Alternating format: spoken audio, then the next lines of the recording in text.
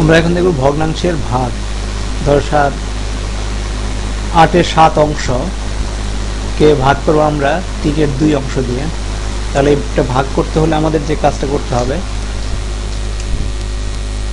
এর মানে হচ্ছে আমরা এটাকে এই ভগ্নাংশ এক ধরনের ভাগ, তোমরা জানো এই 8 ভাগে 7 ভাগ নিয়েছি, তাকে আবার 3-এর 2 ভাগ নিতে হচ্ছে আমাকে। তার মানে এটাকে যদি আমরা লিখতে পারি 7, 8, তারপরে যদি আবার লিখি 2, 3, মানে এত এর এত ভাগ, এতকে আরো 3-এর 2 ভাগে ভাগ করতে হবে, এভাবে লেখা যায়। তো এটা লিখতে হলে আমাদের যেটা আবার সহজভাবে নিয়ে আসতে হবে 7, 8, এটাকে আমরা গুণনে নিয়ে আসতে পারি। তার মানে হচ্ছে 3, 2, এটা উল্টে যাবে। এটা যখন গুণন হিসেবে নিয়ে আসবো আমরা, তখন এটা উল্টে যাবে। হরটা যে বিপরীত ভগ্নাংশ, আমরা জানো বিপরীত ভগ্নাংশ কি 2/3, এটার বিপরীত ভগ্নাংশ হচ্ছে 3/2। তার মানে 2/3 গুণন 3/2 যদি হয়, এটা কেটে যায়, এটা কেটে যায়, এটা কেটে যায়, এটা কেটে যায়, কেটে গিয়ে হয় 1। কারণ যে কোনো সংখ্যাকে আমরা 1 দিয়ে ভাগ করতেই পারি। তো তোমরা একটা জিনিস মনে রাখবা, ভাগ করার মানে হচ্ছে যেটাকে ভাগ করতেছ, যেটাকে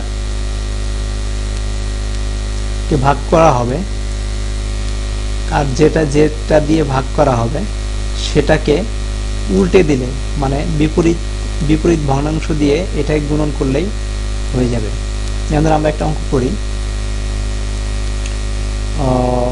ধরো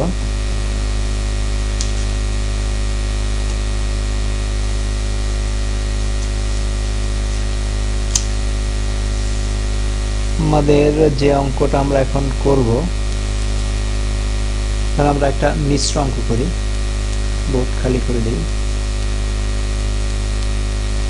5/28 ভাগ 17 সমস্ত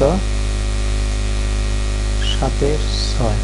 তো সবসময় এরকম মিশ্র থাকলে তোমাদের ইসে নিয়ে আসতে হবে, অপ্রকৃত ভগ্নাংশ নিয়ে আসতে হবে।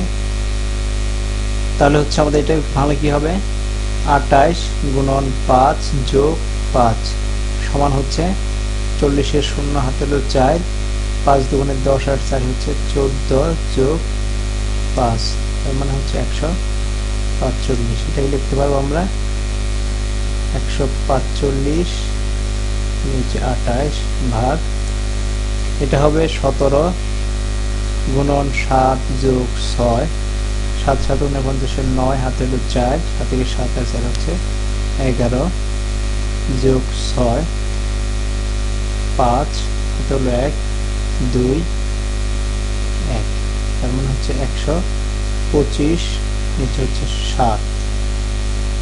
তো এটাকে যখন ভাগ করব, এইটা যেহেতু এইটাকে ভাগ করতেছি আমরা, এটা দিয়ে এটাকে আমরা উল্টে দেব, মানে বিপরীত ভগ্নাংশ নিয়ে আসবে এবং এই চিহ্নটাও উল্টে যাবে, মানে ভাগের জায়গায় গুণন হয়ে যাবে। তার মানে 145 28 গুণন 7, আর এখানে আসবে 7টা উপরে চলে গেল, আর এটা নিচে চলে আসবে, মানে 125 গুণন করো 7, দেখা যায় যে উল্টা কেটে যাবে, 4 7 28, এটা ধরে নিলাম 1।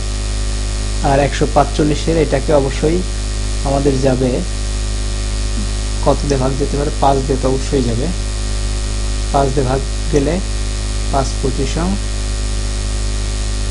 125, আর এটাকে 5 দিয়ে গেলে 5 দুগুণে 10, 4 থেকে 5 9 45। তাহলে এটাকে আমরা লিখতে পারি 29 গুণন 1 নিচে হচ্ছে 4 গুণন 25, তার মানে 29/100।